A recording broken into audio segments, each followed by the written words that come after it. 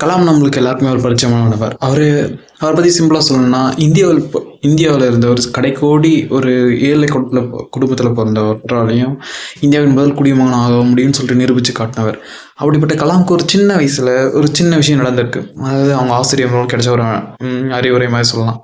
அந்த அறிவுரை என்னதுன்னா, நீ இந்த 3 சக்திகள திறம்பட பயன்படுத்த கத்துக்கிட்டீங்கன்னா, உங்க வாழ்க்கையில வெற்றி அடையலாம் அப்படின்ற மாரி. இந்த 3 சக்திகள் என்னன்னு பார்த்தோம்னா, முதல் சக்தி அது என்னதுன்னா ஆசை. ஃபர்ஸ்ட் ஆசைப்படணும். அது எப்படி இருக்குன்னா, நீங்க ஒரு விஷயம் உங்களுக்கு வேணும்னா, அந்த விஷயத்து மேல பயங்கரமா ஆசை வைக்கணும். அந்த ஆசை எப்படி இருக்கணும், அந்த விஷயத்த நான் அடைஞ்சே ஆகணும் அப்படின்ற மாரி ஒரு பயங்கரமான ஒரு வெறியா இருக்கணும் அந்த ஆசை. நம்பிக்கை. அடுத்தது சொல்ற சக்தி நம்பிக்கை. அதாவது நம்பிக்கை எப்படின்னா, நீங்க அந்த ஆசைப்பட்டத கண்டிப்பா நான் அடைவேன் அப்படின்ற மாரி உங்களுக்குள்ள ஒரு ஒரு நம்பிக்கை தோன்றமான வார்த்தைகள். அதுதான் நம்பிக்கை. இது எப்படின்னா, உங்களுக்குள்ள அந்த ஆசை அடையறதுக்கான வழிகள காட்டும். நீங்க சோர்ந்து போகும்போது உங்களை வந்து புத்துணர்வு அடைய வைக்கும். இந்த மாரி விஷயங்கள் நம்பிக்கை செய்யும்.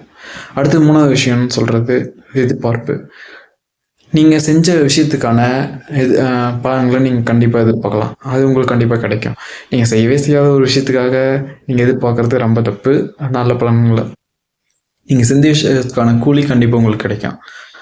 இத அவருடைய சின்ன வயசுல சாலமன்ற ஆசிரியர் அவருக்கு அவங்க மாணவர்களுக்கெல்லாம் சொன்னதா அவர் வந்து எழுதி வச்சிருக்காரு விங்ஸ் ஆஃப் ஃபயர்ல. இந்த விஷயத்த இப்ப நான் உங்ககிட்ட சொல்லிக்கிட்டேன்.